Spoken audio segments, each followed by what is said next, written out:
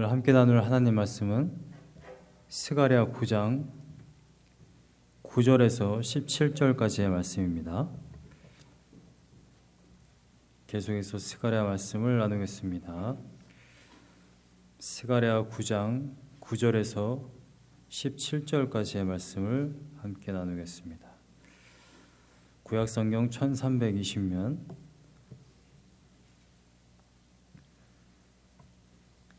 스가랴 9장 9절에서 17절까지의 말씀을 함께 나누겠습니다. 제가 봉독하겠습니다. 시온에 따라 크게 기뻐할지어다. 예루살렘에 따라 즐거이 부를지어다.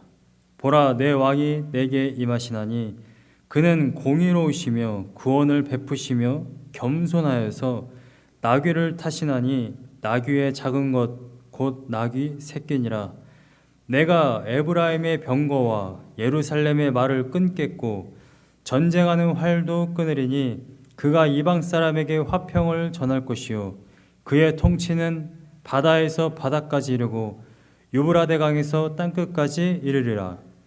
또 너로 말할진대 내 언약의 피로 말미암아 내가 내 갇힌 자들을 물 없는 구덩이에서 놓았나니 갇혀 있으나 소망을 품은 자들아 너희는 요새로 돌아올지니라.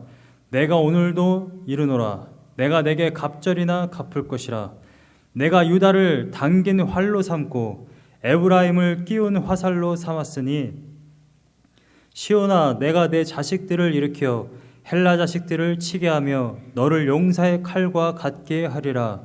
여호와께서 그들 위에 나타나서 그들의 화살을 번개같이 쏘아내실 것이며 주 여호와께서 나팔을 불게 하시며 남방 회오리 바람을 타고 가실 것이라. 만군의 여호와께서 그들을 호위하시리니 그들의 원수를 삼키며 물맷돌을 밟을 것이며 그들의 피를 마시고 즐거이 부리기를 술 취한 것 같이 할 것인즉 피가 가득한 동이와도 같고 피 묻은 제단 모퉁이와도 같을 것이니라. 이날에 그들의 하나님 여호와께서 그들을 자기 백성의 양떼같이 구원하시리니 그들이 왕관의 보석같이 여호와의 땅에 빛나리로다. 그의 형통함과 그의 아름다움이 어찌 그리 큰지 곡식은 청년을 새 포도주는 처녀를 강건하게 하리라. 아멘.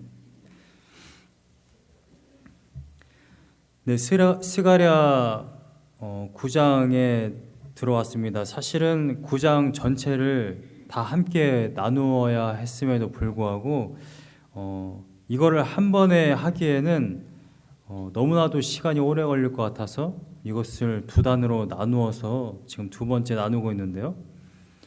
스가랴 1장부터 6장까지 여러분들이 보신 바대로 8가지의 환상을 통해 성전을 이제 막 재건하려고 하는 자들에게 소망을 주는 그러한 메시지였습니다. 성전을 다시 재건하려고 하는 자들에게 주시는 하나님의 메시지는 무슨 말이겠습니까? 신앙생활을 하는 동안 때로 낙심하고 넘어지는 사람들이 있어요. 그런데 그러한 분들 가운데 하나님께서 소망의 메시지를 주심으로 말미암아 다시금 신앙으로 정진해 나갈 수 있도록 주시는 말씀이 바로 이 8가지의 환상의 말씀인 것이죠. 그리고 이제 7장과 8장에 이제 금식을 해야 되냐 말아야 되냐 여기에 대한 질문을 이 베델의 사람들이 와서 하고 그 다음에 예루살렘 성전에 있는 이 스가랴 선지자가 지금 거기에 대한 대답을 했습니다. 금식 자체가 중요한 것이 아니라 금식을 왜 했느냐, 금식의 정신이 정말 중요하다. 그러면서 이제 9장에 들어와서 하나님께서 모든 것을 회복시키시고 열방을 다 심판하실 것이니까 자, 이제 너희들 한번 생각을 해봐라. 금식을 해야 되냐 말아야 되냐. 금식은 원래 슬퍼서 했던 것이었습니다. 이 사람들이 즐겼던 절기는 오늘날 우리가 금식하는 것이 아니라 자신들의 지도자가 죽었기 때문에 예루살렘이 불탔기 때문에 했던 그러한 금식 절기였잖아요. 그런데 하나님께서 내가 지금 예루살렘에 당도하였고 예루살렘을 다시 회복시킬 것이고 그 다음 모든 열방을 너희들을 그렇게 슬프게 했던 그 모든 이방 나라들을 심판할 것이기 때문에 자, 이제 너희들 한번 생각해 보라는 것입니다. 금식은 할 필요가 있느냐 없느냐, 그 그 슬픈 금식을 할 필요가 없다라는 것이죠. 오히려 그 금식이 기쁨으로 바뀌게 될 것이다. 그렇게 이야기하고 8장이 끝났습니다. 그러면서 9장에서 다시금 그 이방 나라를 어떻게 심판할 것인지 확실하고 그 다음에 구체적으로 지금 이야기하고 있습니다. 뭐 하드락 땅, 다메섹, 두로와 시돈, 하나님을 거역하고 교만하였던 그 이방 나라들을 심판하신다라는 거예요. 여러분, 우리가 하나님을 믿고 살아가는 가운데 우리는 항상 신앙을 지키며 살아갑니다. 그런데 세상 사람들은 때로 우리를 굉장히 무시하고 때로는 우리에게 손가락질을 해요. 왜 너희들만 그렇게 유난을 떠느냐? 우리 모두가 다 화합을 하는 것이고 우리 결국엔 다 모두 신을 찾아가는 것 아니냐? 그렇게 이야기하지만 성경은 분명하게 이야기하죠. 하나님, 예수 그리스도 외에는 다른 이름으로 구원받을 수 있는 길이 없다. 근데 우리가 이것을 지켜나가면서 행하는 것이 결코 쉬운 것이 아니라는 것입니다. 세상 가운데 다른 모든 친구들은 다 예를 들어서 술자리에서 술을 먹어요. 나쁜 짓을 합니다.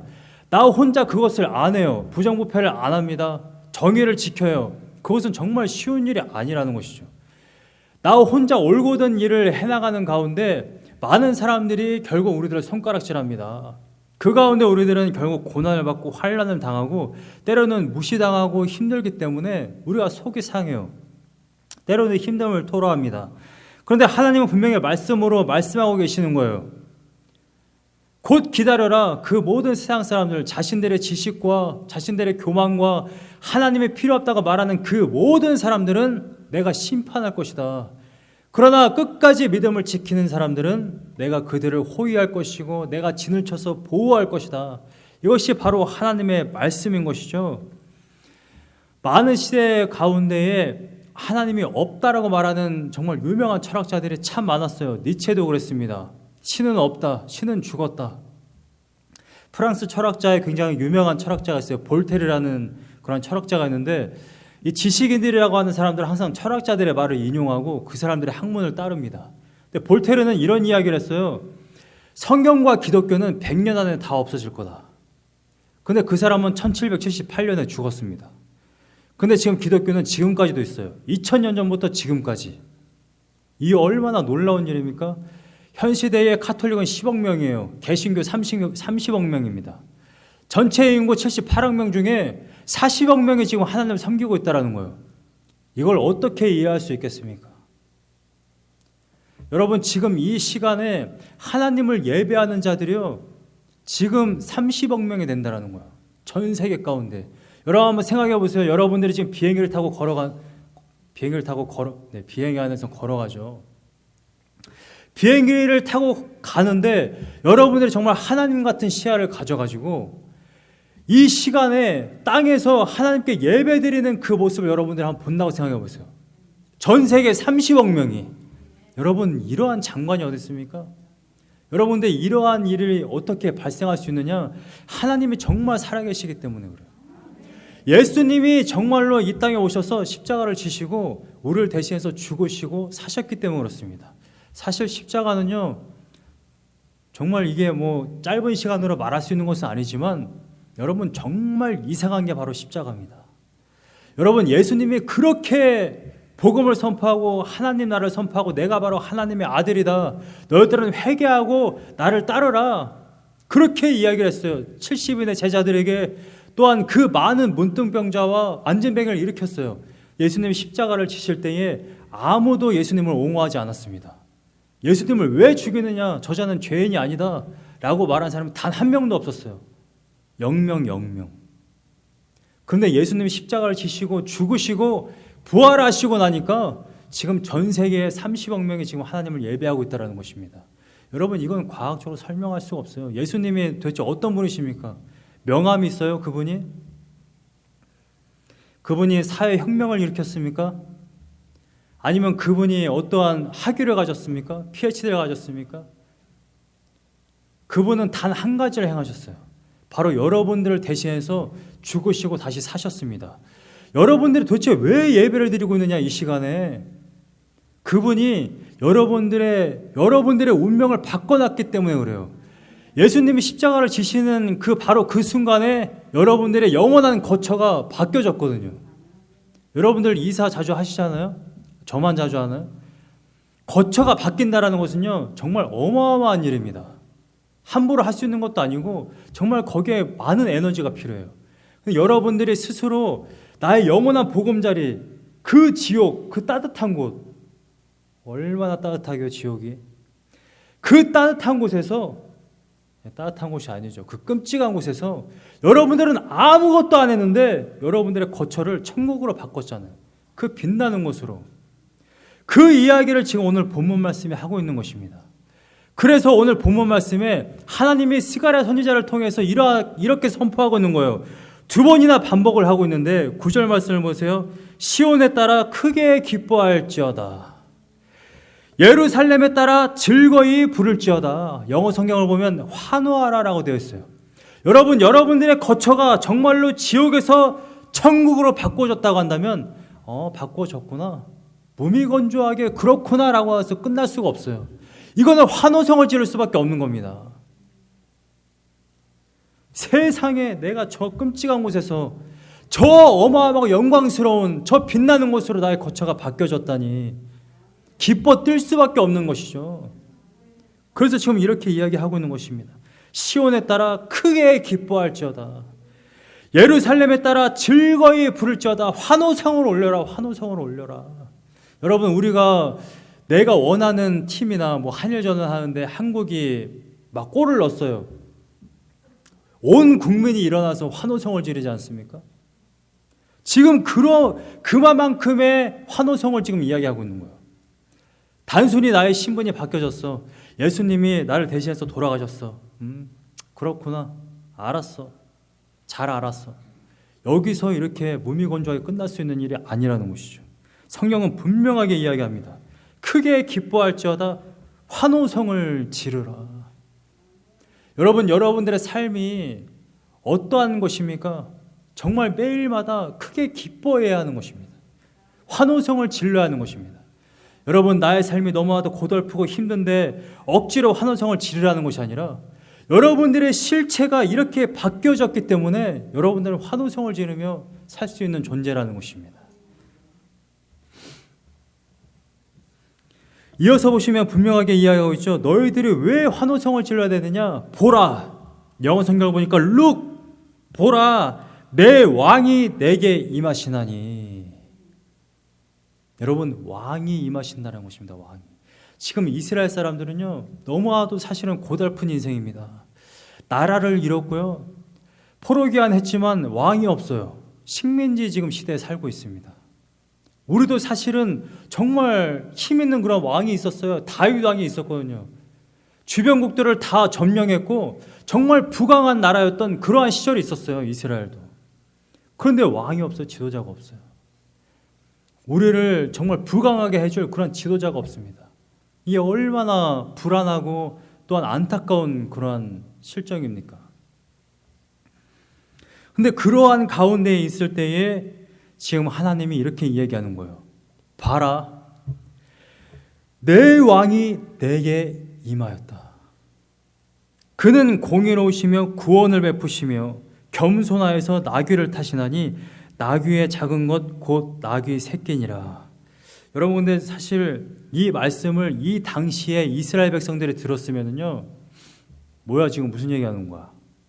왕 맞아? 아니, 왕이면 개선장군처럼 백마를 타고 건장한 말을 이끌고 병사들을 이끌고 나타나야지 겸손하여서 나귀를 탄다고? 여러분, 나귀가 어떤 동물인지 아십니까? 율법에서 보면요, 부정한 동물 중에 하나예요. 그래서 사실은 하나님께서 모든 처음 것은 다 나의 것이다, 나에게 바쳐라 라고 했어요. 사람들조차도 마찬가지입니다. 여러분들 첫째를 낳잖아요, 장자를 낳잖아요, 그거 하나님 겁니다. 여러분들 자식들 가운데 아직 하나님께 안 바친 자식이 있습니까? 하나님께 바쳐야 돼요. 첫째는 무조건 하나님의 것입니다. 이게 성경 말씀이에요. 아직 안 바치신 분 계시면 오늘이라도 당장 하나님께 바치셔야 됩니다. 물론 사람은 계속하는 그러한 동물이 있죠. 네, 양이 있습니다. 근데 나귀 새끼는요, 하나님이 받질 않으세요. 첫째는 전부 다 하나님의 것인데, 이 세상의 모든 것이 하나님의 것인데 나귀 새끼는 받지를 않으세요. 그런데 한번 생각해 보세요. 스가랴 선지자를 통해서 너의 왕이 임할 거다, 그러니까 기뻐해라 라고 이야기했는데, 왕이 어떻게 나타날 것이냐를 보니까 나귀 새끼를 타고 나타난대요. 이걸 어떻게 우리들의 지도자, 나의 왕이라고 생각할 수 있겠어요? 이스라엘 백성들은 다 알고 있거든요. 부정한 동물이라는 것을. 그건 탈 수가 있는 게 아니에요. 마태복음 21장, 마가복음 11장, 누가복음에도 있고 요한복음 12장에도 있는데, 마태복음 21장을 한번 볼까요? 마태복음 21장을 보시면 1절부터 보시면 예수님이 제자들을 보내십니다. 벳바게에 이르렀을 때에 예수님이 동네에 가서 나귀 새끼를 하나 끌고 와라. 그 나귀 새끼는 예비된 나귀 새끼니까 데리고 오면 된다. 그러면서 예수님이 이렇게 말씀하시죠. 21장 4절 말씀에 이는 선지자를 통하여 하신 말씀을 이루려 하심이라 일렀으되, 그 다음에 인용한 말씀이 바로 오늘 본문 말씀이에요. 5절 말씀에 시온 딸에게 이르기를 내 왕이 내게 임하나니 그는 겸손하여 나귀 곧 멍에 매는 짐승의 새끼를 탔도다 하라 하였느니라. 여러분, 지금 스가랴 선지자가 받은 이 메시지는요, 예수님을 말씀하고 있는 거예요. 메시아, 정말 우리를 구원하시고 정말 우리를 저 천국으로 인도하실 분, 진짜 우리의 왕, 그 예수 그리스도를 지금 선포하고 있는 것입니다. 여러분, 스가랴 선지자가 단순히 자 이제 우리가 이렇게 바벨론의 이러한 식민지 생활로 말미암아 우리가 힘듦을 당했지만 이제 헬라, 그리스가 일어나서 이 모든 것들을 다 도말할 것이다, 이렇게만 알고 있으면 이 이스라엘 백성들은 계속해서 시험에 들 거예요. 왜냐하면 그 다음에 로마의 그런 압제를 받았고요. 결국에는 로마에 의해서 온 전 세계 가운데 유대인들이 다 흩어졌고요. 지금까지도 전쟁을 하고 있고요. 하나님의 말씀이 결국 신약에서 예수 그리스도를 통해 이루어졌다라는 것을 알지 못하면 우리는 끊임없이 아마 절망 가운데, 낙심 가운데 살 수밖에 없을 거예요. 그런데 우리는 너무나도 잘 알고 있죠. 그 왕이 바로 예수 그리스도라시라는 것을, 예수 그리스도시라는 것을 우리는 너무나도 잘 알고 있습니다. 그래서 하나님이 분명하게 이야기하는 것입니다. 물론 9장 1절부터 8절까지의 말씀은 그리스, 알렉산더를 통해서 이 두로와 시돈, 하드락 땅, 하맛, 이 모든 것들을 다 점령했어요. 한 가지 재미있는 사실은 이러한 전승이 있습니다. 유대 역사가 가운데 요세푸스라는 사람이 있죠. 굉장히 유명한 사람인데, 이 사람이 실제로 기록한 것이 무엇이냐면 블레셋, 바로 접경 지역 아닙니까? 이스라엘 땅의 바로 이 해안 지역, 블레셋을 점령할 때에, 점령하려고 아침에 일어나는 그 시점에 알렉산더가 그때 간밤에 꿈을 꿨대요. 근데 꿈을 꿨는데 대제사장, 그러니까 이스라엘의 대제사장이 나타나서 알렉산더에게 나타나가지고 알렉산더가 그 아침에 일어나서 블레셋만 점령을 하고 그 모든 것들을 다 초토화시키고 예루살렘은 그냥 두고 떠났다라고 말합니다.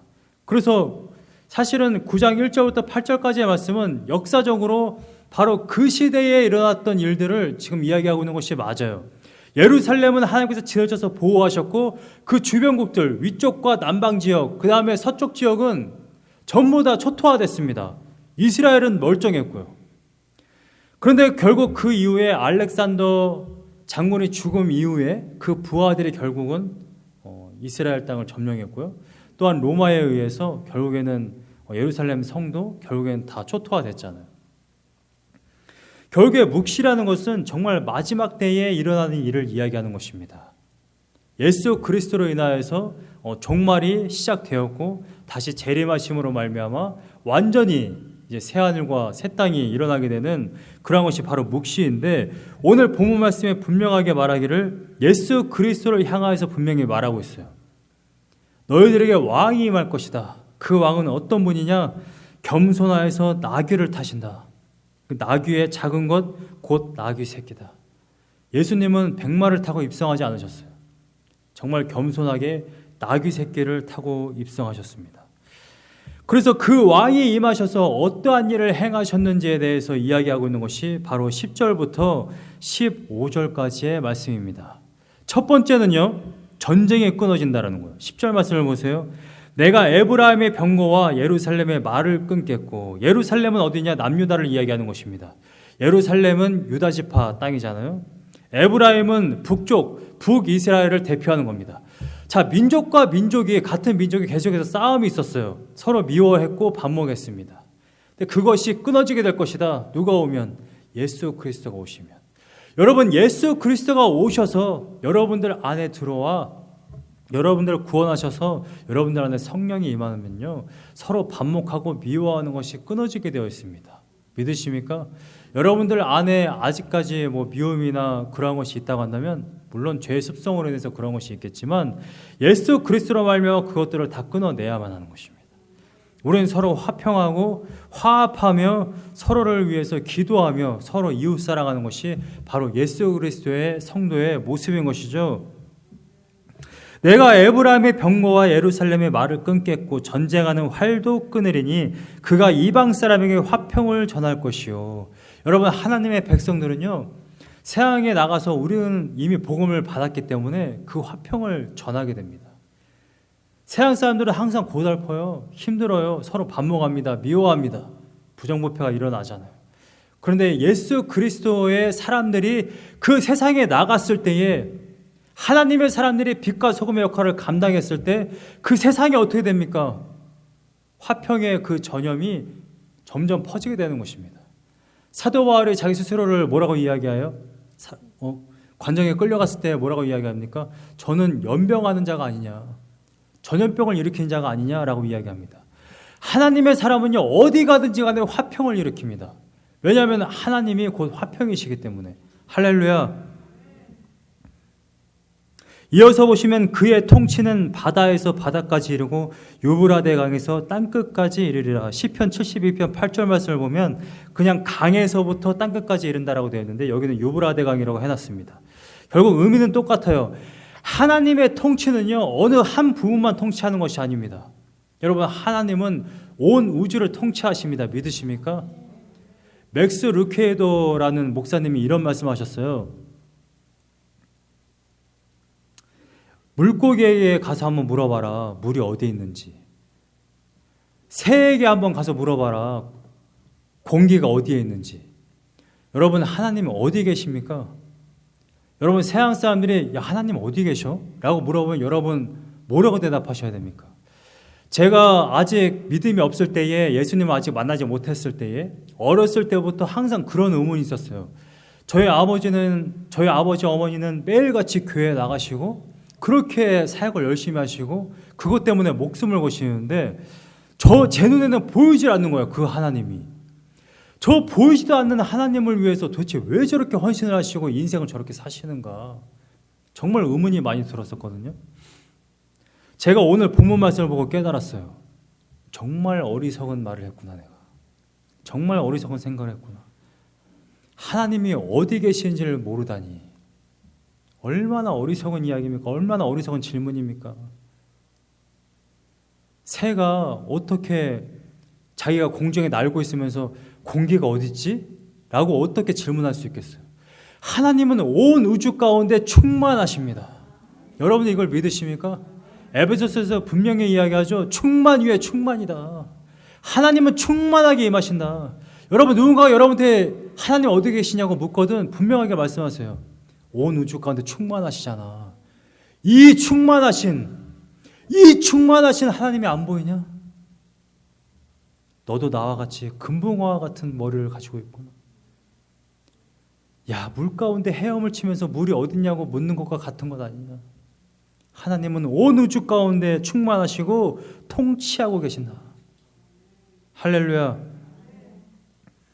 온 우주 가운데 하나님이 충만하시고 우리가 그분을 받아들이고 우리가 그분과 함께 동행해 나가는데 여러분, 우리가 어딜 가든지 간에 전쟁이 있겠습니까? 어딜 가든지 간에 우리 안에 힘듦이 있겠습니까?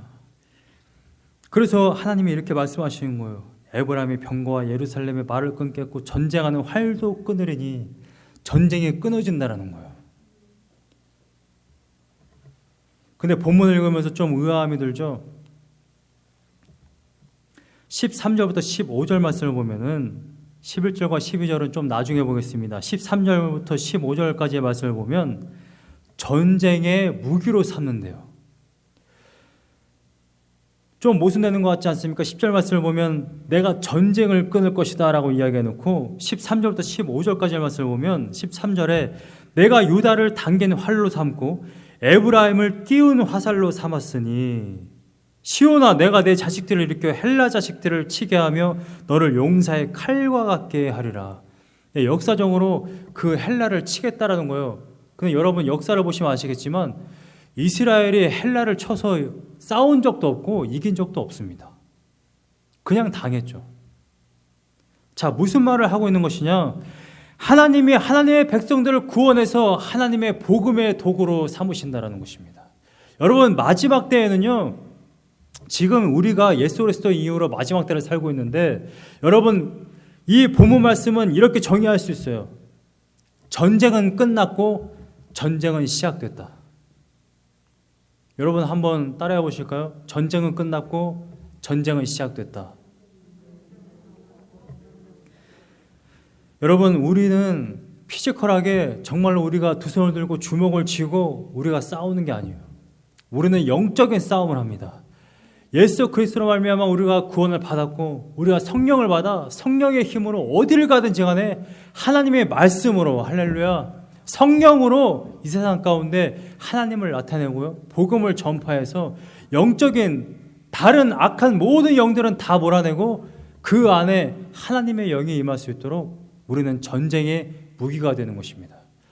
하나님이 하나님의 백성들을 무기로 삼아 하나님의 일을 이루어 가십니다. 그것이 성경 아닙니까? 제자들을 보내시고요, 사도들을 보내셨고 그 다음에 제자들을 지금 다 보내셨고 전 세계 가운데 하나님의 백성들을 모든 삶의 터전 가운데, 회사 가운데, 집에, 또한 교회 가운데, 여러분들의 이웃 가운데 여러분들을 보내서 하나님의 살아계심과 하나님의 영광을 나타내도록 여러분들을 무기로 삼으시고 계십니다. 여러분들은 하나님의 무기예요. 여러분들이 그걸 아셔야 된다는 것입니다. 아, 나 구원 받았어. 죽으면 천국 가. That's it. 끝. 이게 아니라는 것입니다. 하나님의 영광을 나타내기 위해 매일마다 여러분들을 하나님이 여러분들을 무기로 삼으십니다. 에브라임을 끼운 화살로 삼았으니 화살을 지금 끼웠다라는 거예요. 놓기만 하면 나가는 겁니다. 항상 장전돼 있어요. 여러분은 오늘 누구를 만나든지 간에 여러분들의 가정에 가든 회사에 가든 여러분들, 하나님께서 항상 여러분들을 무기로 삼으셔서 하나님의 영광을 나타내십니다. 그걸 믿으시기 바랍니다.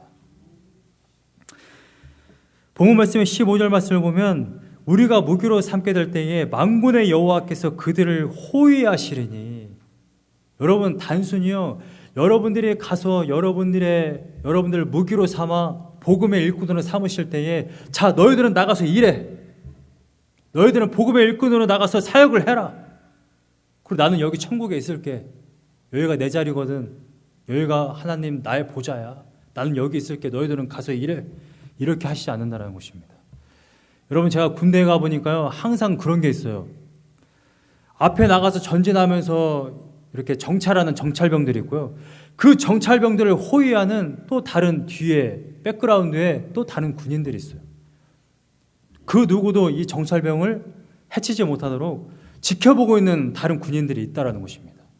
여러분, 여러분들이 나가서 복음의 일꾼으로 일할 때에 하나님이 여러분들을 호위하시고 계신다는 것입니다.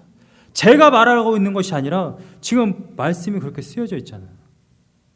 만군의 여호와께서 그들을 호위하시리니 그들이 원수를 삼키며 물맷돌을 밟을 것이며, 여러분, 원수들을 그냥 삼켜버린대요. 물맷돌을 밟아버린다는 것입니다. 여러분, 땅에 있는 물맷돌 밟는 거 얼마나 쉽습니까? 여러분, 우리들의 원수를 하나님이 호위하시니까 너무나도 쉽게 그것들을 승리할 수 있다는 것입니다. 이어서 보시면 그들의 피를 마시고 즐거이 부르기를 술 취한 것 같이 할 것인즉, 여기서 그들은 하나님의 백성이 아니라, 이 한글 번역은 이게 지금 그들이 앞에 있는 시온의 딸들이야 아니면 원수들이야 이게 알 수가 없는데, 여기는 원수들 그들을 이야기하는 것입니다. 그 9장 7절에서 나왔던 그의 입에서 그의 피를 그의 입 사이에서 그 가증한 것을 제거하시리니, 우상들에게 드려지는 그 제사물들을 입에다 그냥 생으로 씹고 피가 막 줄줄 흐르는, 그거 제가 말씀드렸었죠. 그러한 사람들, 그들의 피를 마시고 즐거이 부르기를 술 취한 것 같이 할 것인즉, 그런데 피가 가득한 동이와도 같고 피 묻은 제단 모퉁이와도 같을 것이라. 그 원수들은 결국 자신들의 제단에 드려지는 우상 제물들을 입에다 씹고 막 피를 가득하게 했지만, 결국 그들의 피가 그들의 제단 가운데 넘칠 것이라는 것입니다. 결국 그들은 쓰러질 것이라는 거예요. 그들의 피가. 하나님은 하나님의 백성은 호위하시고요, 그 원수들은 너무나도 쉽게 삼키시고 물맷돌을 밟는 것처럼 너무나도 쉽게 제거하실 것이라는 것입니다. 본문 말씀의 11절과 12절 말씀을 보세요. 그 구원과 회복에 대한 말씀을 분명하게 이야기하고 있는데, 거기에 대한 분명한 이유가 있습니다. 왜 하나님의 백성은 이렇게 호위하시고 승리하게 하시고 무기로 삼으시고 원수들은 저렇게 다 패하게 하시느냐? 그것은 언약 때문에 그렇습니다. 언약. 11절 말씀을 보세요. 또 너로 말할진대. 시온의 딸이 어떠한 자들인지에 대해서 분명하게 다시 반복하면서 이야기하는 거예요. As for you. 또 너로 말할진대. 여기서 너는 시온의 딸을 이야기하는 것입니다. 9절 말씀에 시온의 딸아 크게 기뻐할지어다, 예루살렘의 딸아 즐거이 부를지어다 라고 이야기하고 있죠. 13절 말씀에 내가 유다를 당긴 활로 삼고 에브라임을 끼운 화살로 삼았으니 시온아 내가 내 자식들을 일으켜 헬라 자식들을 치게 하며, 시온이 계속해서 나오죠. 이 시온을 지금 이야기하고 있는 것입니다. 11절 말씀에 또 너로 말할진대. 시온, 하나님의 백성을 이야기하고 있는 거예요. 너로 말할진대 내 언약의 피로 말미암아 내가 내 갇힌 자들을 물 없는 구덩이에서 놓았다. 물 없는 구덩이라는 것은 여러분들이 이것을 읽는 바로 그 순간에 뭐가 생각나냐면 창세기 37장에 나오는 그 요셉이 떠올라야 되는 겁니다. 모든 형제들이 요셉을 구덩이에 던졌어요. 여러분, 구덩이가 얕았으면요 요셉이 그냥 올라왔겠죠. 근데 못 올라왔잖아요. 결국 누군가가 와서 요셉을 끌고서는 애굽으로 데려가니까 살아서 애굽으로 간 거잖아요. 그런데 그 구덩이, 너무나도 그 깊은 구덩이, 그냥 거기에 가만히 있으면 죽을 수밖에 없는 그 구덩이를 지금 이야기하고 있는 것입니다. 그런데 더더군다나 물이 없대요. 왜 물이 없는 구덩이라고 했을까? 대부분의 구덩이는요, 만약에 내가 구덩이에 들어가는데 물이라도 있으면 며칠이라도 버팁니다. 물이 없으면 사막 지역에서 어떻게 돼요? 너무나도 금방 죽습니다. 예레미야 38장 6절을 보세요. 예레미야 38장 6절 말씀을 보면 예레미야를 이 시드기야 왕이 어디에 가둬두었냐면 이렇게 기록하고 있습니다. 그들이 예레미야를 끌어다가 감옥 뜰에 있는 왕의 아들 말기야의 구덩이에 던져 넣을 때에 예레미야를 줄로 달아내렸는데, 줄로 달아내릴 정도로 굉장히 깊었다라는 거예요. 줄로 달아내렸는데 그 구덩이에는 물이 없고 진창뿐이므로, 진창 영어를 보니까 뭐라고 되어 있죠? 네. 진흙을 이야기하는 거예요. 진흙밖에 없다는 거예요. 물이 없다라는 거예요. 그럼 그런 우덩이에 빠지면 나는 그냥 죽었구나. 가만히 있으면 나는 죽는구나. 죽을 수밖에 없는 그 웅덩이, 그 운명을 이야기하는 거예요. 그런데 거기에서 노임을 당하게 했다. 지금 그 이야기를 하고 있는 11절 말씀이, 그래서 12절 말씀에 갇혀있으나 소망을 품은 자들아 너희는 요새로 돌아올지니라. 요새와 구덩이는 완전히 다른 겁니다. 구덩이는 가만히 있으면 죽어요. 물도 없습니다. 말라 죽든지 목말라 죽든지 짐승이 와서 나를 해하든지 결국 죽을 수밖에 없는 그 운명. 그런데 그럴 수밖에 없는 그 운명을 언약의 피로 말미암아 구원하셨다라는 거예요. 여러분, 하나님이요 왜 여러분을 구원하셨는지 아십니까? 여러분들이 되게 예쁘게 생겨서, 종교의 행위를 굉장히 잘해서, 되게 선해서, 착한 일을 많이 해서, 부자라서? 가난해서? 여러분, 아무런 이유가 없어요. 여러분들을 구원하신 이유는 단 하나예요. 언약 때문에 그렇습니다. 언약 때문에. 이 언약의 피는 출애굽기 24장 8절 말씀에 그 언약의 피를 이야기하는 거예요. 모세가 송아지를 잡아서 그 피를 절반을 백성에게 뿌리고 절반은 제단 위에 뿌렸어요. 여러분, 이게 도대체 무엇을 이야기하는 겁니까? 이스라엘 백성이 이걸 이해할 수 있을까요? 원래는 이해할 수가 없는 겁니다. 뭐 생명이 피에 있다. 아무리 얘기해봐야 이스라엘 백성은 이걸 이해할 수 없어요. 이것을 이해하려면 십자가밖에 없습니다. 예수 그리스도의 십자가로만 이해할 수 있는 거예요. 언약의 피. 예수님이 주의 만찬, 마지막에 주의 만찬을 하면서 이렇게 이야기합니다. 이 포도주는 너희와 내가 함께 마시는 이 포도주는 포도주가 아니다. 내 피다. 마셔라. 여러분, 제자들이 이걸 어떻게 이해하겠어요? 물론 피를 마시는 것조차도 부정스럽지만, 이것은 거룩하지 못하지만, 아니 피를 마신다고 한들 나와 무슨 상관이 있겠냐는 거예요. 아, 이게 정말 예수님의 피입니까? 오, 맛있겠는데요? 이러는 거 아니잖아요. 아, 도대체 왜 예수님의 피를 마시라고 하는 거지? 우리가 드라큘라도 아닌데? 예수님이 십자가에 달려 돌아가셔야 되니까. 너희들의 죄 때문에 내가 피를 흘려야만 하니까 이 피를 마시라라고 지금 이야기하고 있는 것입니다. 언약의 피, 아무런 이유 없어요. 하나님이 이미 창세 이전에 그냥 여러분들을 구원하기로 작정하셨기 때문에 이 물구덩이, 물도 없는 이 구덩이에서 여러분들을 구원하시는 것이라는 것입니다. 요새로 여러분들을 지금 부르고 계시는 것입니다. 여러분들은 철저하게 아셔야 돼요. 내 힘으로는 절대 웅덩이를 벗어날 수 없다라는 것을. 이걸 알아야 하나님이 나를 구원하신 것이 정말 은혜라는 걸 알아요. 내가 웅덩이에 빠졌지만 잘하면 올라갈 수 있을 것 같은데? 이거 좀 파가지고 이렇게 생각하면 여러분들은 절대 기독교 신앙을 가질 수가 없습니다. 절대 예수 그리스도를 섬길 수가 없어요. 철저하게 아이고 나는 죽었구나. 물도 없구나. 여기서 정말 절망 가운데 있을 때에 그때 한 줄기 빛이 비쳤을 때 여러분들은 그때서 아이고 정말 하나님의 은혜구나. 예수 그리스도의 피가 없으면 절대 난 살 수 없구나. 그래서 베드로전서 1장 18절에서 19절 말씀에 이렇게 이야기하고 있는 것이죠. 대속함을 받은 것은 은이나 금같이 없어질 것으로 된 것이 아니요 오직 흠없고 점없는 어린 양 같은 그리스도의 보배로운 피로 된 것이니라. 예수 그리스도의 피로 우리는 구원함을 받았습니다. 그래서 16절과 17절 말씀을 보세요. 이날에 그들의 하나님 여호와께서 그들을 자기 백성의 양떼같이 구원하시리니, 양떼같이라는 표현을 참 많이 합니다. 성경에서. 목자가 양들을 구하듯이. 여러분, 다윗이 양들을 돌볼 때에 어떻게 돌봅니까? 사자와 이리 가운데서도 자기의 목숨을 아끼지 않고 양떼를 구하기 위해서 달려들잖아요. 그게 목자의 심정입니다. 그래서 요한복음 10장 10절에 예수님이 그렇게 말씀하시죠. 나는 선한 목자다. 도둑은 도둑질하고 멸망시키기 위해서 오지만 나는 양을 위해서 생명을 버리고 생명을 주기 위해 나는 왔다. 예수님이 오신 이유가 분명하게 있어요. 자기 백성을 양떼같이 구원하시기 위해서. 그들의 왕관의 보석같이 여호와의 땅에 빛나리로다. 왕이 왕관을 썼는데 거기에 보석같이 빛나는 존재라는 것입니다. 여러분들이. 예수님의 피로 구원함을 받은 하나님의 백성들의 존재는요, 왕이 왕관을 썼는데 거기에 보석 같은 존재라는 것입니다. 그래서 17절 말씀에 이렇게 기록하고 있는 것입니다. 그의 형통함과 그의 아름다움이 어찌 그리 큰지 곡식은 청년을 새 포도주는 처녀를 강건하게 하리라.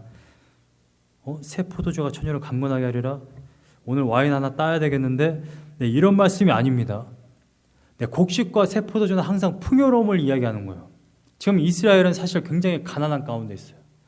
나무도 잘 없는 상태에 있습니다. 근데 풍요로움이 회복된다는 것이에요.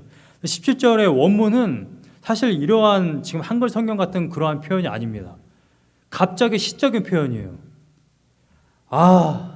얼마나 축복되고 얼마나 아름다운가. 구원받은 이 하나님의 백성들의 상태가 이렇게 지금 마무리하고 있는 거 17절 말씀은.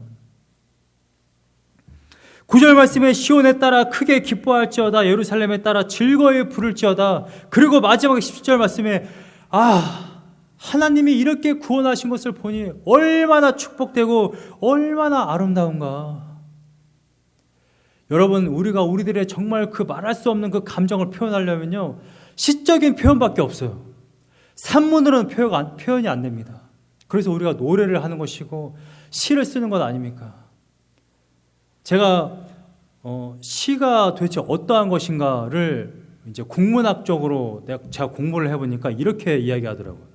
시라는 것은 감정의 가장 고조된 그 표현을 표현하기 위한 문학 형태, 이렇게 표현하더라고요.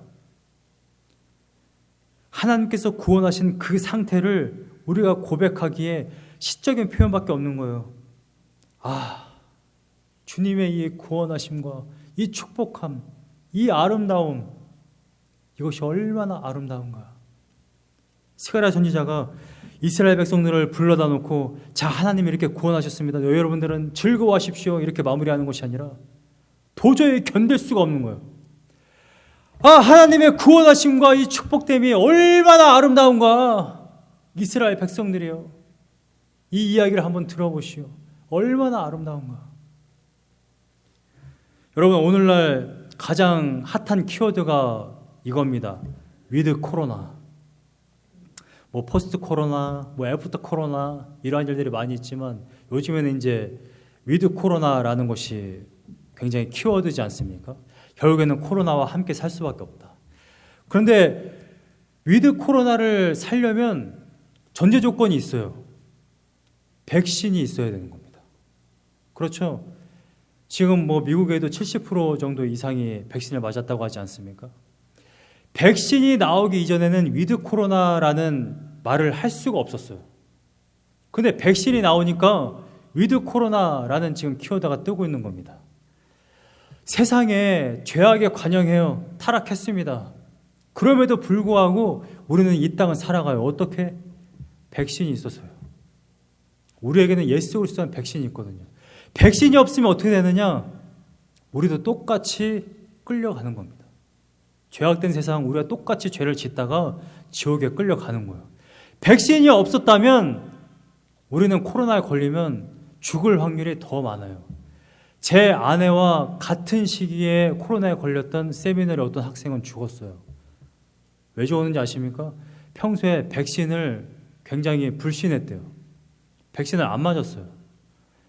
정말 먼 나라에서 여기까지 유학 온 세미나리 학생이 어느 날 갑자기 그냥 죽었어요. 자기 아내와 자식이 있는데, 어린 자식이 있는데. 지난주에 장례식 치르고 그렇게 했다라는 건 아닙니까? 누구는 백신을 맞고 심하게 걸리지 않고 회복이 돼요. 누군가는 죽습니다. 무엇 때문에요? 백신 하나 때문에. 여러분, 예수 그리스도가 있어도 그렇죠, 때로는 힘듭니다. 때로는 죄를 지어요. 그런데 우리는 죄를 지으면요, 잠을 못 자요. 여러분, 죄 짓고 잠 되게 잘 주무십니까? 그렇지 않잖아요. 잠을 못 자잖아요. 잠을. 내가 이 죄악을 어떡하지? 내가 또 하나님 앞에 가서 정말 무릎 꿇고 땅을 치며 회개해야 되겠구나. 여러분, 백신이 있는 사람과 없는 사람, 예수 그리스도가 있는 사람과 없는 사람 완전히 다릅니다. 예수 그리스도를 보내서 우리를 구원하신다는 이 놀라운 말씀이 임하니까 말씀이 결국 이렇게 마무리될 수밖에 없는 것입니다. 주님의 그 구원하심, 이 십자가 얼마나 축복된가, 얼마나 아름다운가. 하나님이 이걸 도대체 어떻게 하나님께 영광 돌리며 어떻게 하나님을 찬양하겠습니까? 이러한 고백밖에 나올 수가 없는 것이죠. 하나님의 놀라운 은혜와 축복과 하나님의 이 구원하심이 항상 여러분들 안에 충만해서 온 세상 가운데 충만한 그 하나님의 충만함이 여러분들의 삶을 주관하고, 할렐루야. 그래서 여러분들이 어디를 가든지 간에 이 충만한 하나님의 통치하심과 하나님의 은혜를 나타낼 수 있는 귀한 인생들이 다 되시기를 간절히 축원드립니다. 나의 주의 성전이 되어 영원한 주의 말씀을 향해